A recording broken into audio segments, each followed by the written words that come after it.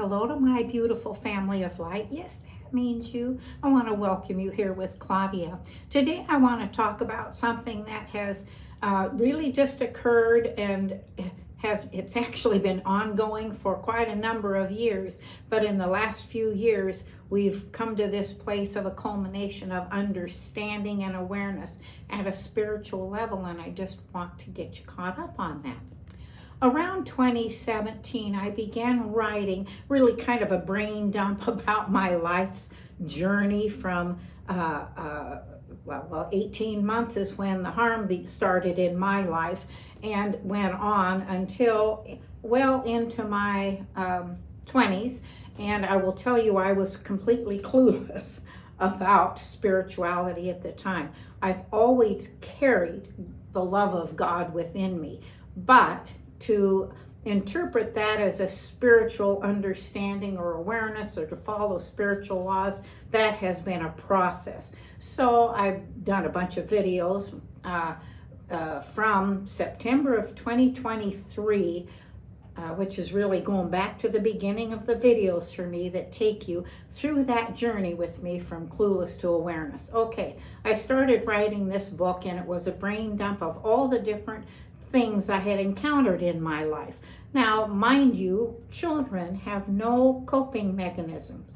They're not designed that way. They're designed to just be loving, free, carefree individuals who are taken care of, protected, and grow up with a solid foundation of being loved, knowing what that is, being able to express themselves and to develop who they are to become and to not be afraid of that, like a little fledgling, right, that you can kick out of the nest and he knows how to get his wings out there.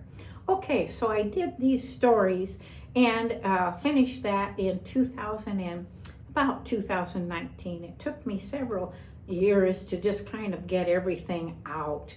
And when I sent that out to different editors and whatnot and got some responses back, but one woman in particular went through it with a fine-tooth comb, and she sent back some very constructive information and criticism for me.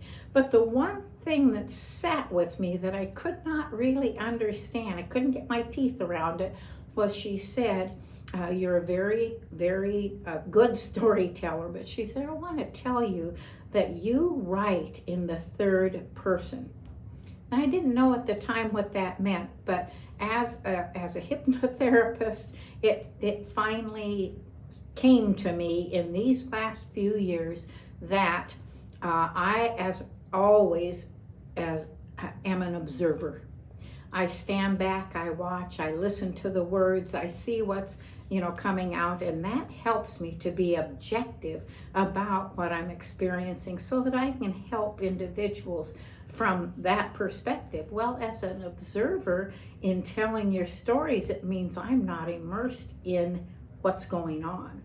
And so this last 3 years has been me encountering myself as the stories and images began to come up about my life and how I literally, as a child, human, right? I left my body. The body is being beaten and battered and molested and whatever else is going on. There are a lot of things. And being broken down. And the soul went off here and said, we're not going to deal with that, And all this time, I've always said, children are innocent, and we're put. I felt like I was put in the path of a would-be perpetrator, so that individual could choose, make a better choice, to choose wisely. But it also occurred to me, and as things came up, that there were feelings, once I connected with that, almost too much to deal with. And for, I would say, 2 to 3 years, I sobbed. I just literally sobbed. And anytime I connect with some of those emotions, Most of it's diffused and integrated, and I've processed it, but there's still stuff that's in there. Those harms, those betrayals, those people that were to have loved you and protected you that weren't there for you, and you felt discarded. You know, I felt discarded. I'm wondering how many of you have been through that, you know, and it's very fear-inducing. You don't know how to deal with it. So that's what's going on for me in my spiritual journey. What I've learned is I need to, when an emotion comes up and they do bubble up, God doesn't hit you with, you can't deal with everything all at once. So it's little by little, and for me, it's been over quite a lengthy period of time to discover that third person is, this is now me immersed in what took place, and being able to deal with it just simply was non-existent, and so those feelings got buried. Now I'm going to tell you there's a book, and I'll put it in the information when you tap down below, that is called Feelings Buried Alive Never Die. And I have told so many clients that, excuse me, I'm still dealing with some lung stuff, but it's very important to understand when you start to feel it, stay with it. You have angels surrounding you, supporting you, encouraging you. Listen to my voice and talk to me if you need to, or just hear me saying, you are protected now.